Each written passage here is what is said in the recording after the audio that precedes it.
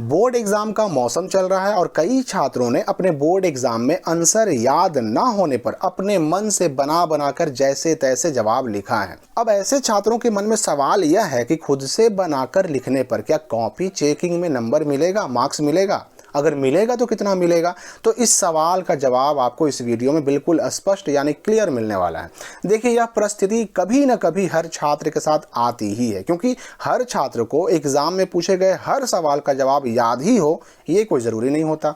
ऐसे समय में क्वेश्चन को छोड़ने से बेहतर होता है उस क्वेश्चन को अपने तरीके से उसमें कुछ भी मिला जुला कर लिख दिया जाए, जैसे भी आए जितना भी आए।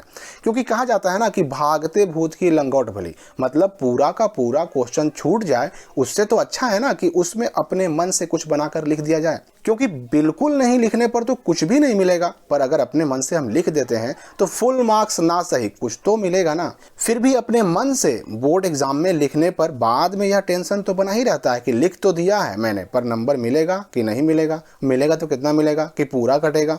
तो नंबर मिलना या ना मिलना कई बातों पर डिपेंड करता है, इसके पीछे कई फैक्टर काम करते हैं। जैसे सबसे पहली बात तो ये कि आपके और जो दूसरे जवाब हैं, दूसरे आंसर हैं, वो आपने कैसे लिखे हैं। अगर बाकी सब आंसर आपका सही सही लिखा हुआ है, एक दो क्वेश्चन आपने अपने मन से लिखा है, तो आपको इस एक दो क्वेश्चन का भी पूरा नंबर मिलने की पूरी संभावना है। इसके पीछे कारण क्या है कि एग्जामिनर कॉपी चेक करते समय जब आपकी कॉपी में ज़्यादातर जवाबों को सही पाएगा तो उसके दिमाग में एक धारणा, एक परसेप्शन बन जाएगी कि इस छात्र के बाकी जवाब भी सही होंगे। जब इतना सब सही है तो बाकी जो है वो भी सही ही होगा, और ऐसी स्थिति में आपको खुद से लिखे हुए जवाबों के भी नंबर मिलने के चांसेस बढ़ जाते हैं। इसके पीछे जो दूसरा फैक्टर काम करता है वो है आपकी राइटिंग, क्योंकि यह लगभग हर एग्जामिनर पर काम करता है। राइटिंग सुंदर दिखते ही ऑटोमेटिक छात्र के लिए एक पॉजिटिव धारणा दिमाग में बन जाती है, और इसी पॉजिटिव परसेप्शन की वजह से छात्र को बेहतर नंबर मिलने की संभावना बढ़ जाती है। और सोने पर सुहागा तो तब हो जाता है जब राइटिंग सुंदर होने के साथ साथ आंसर भी साफ सुथरे यानी नीट एंड क्लीन लिखे हुए हों।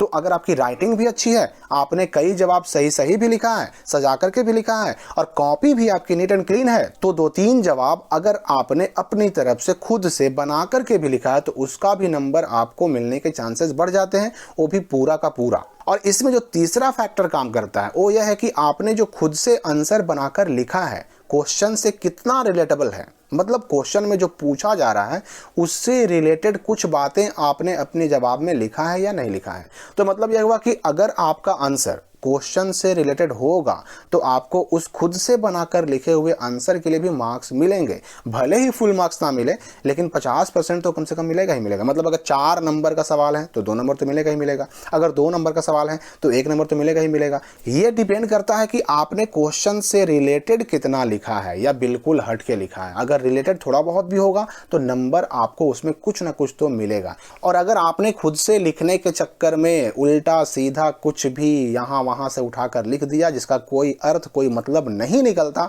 तो फिर भूल जाइए कि आपको उस क्वेश्चन का नंबर मिलने वाला है।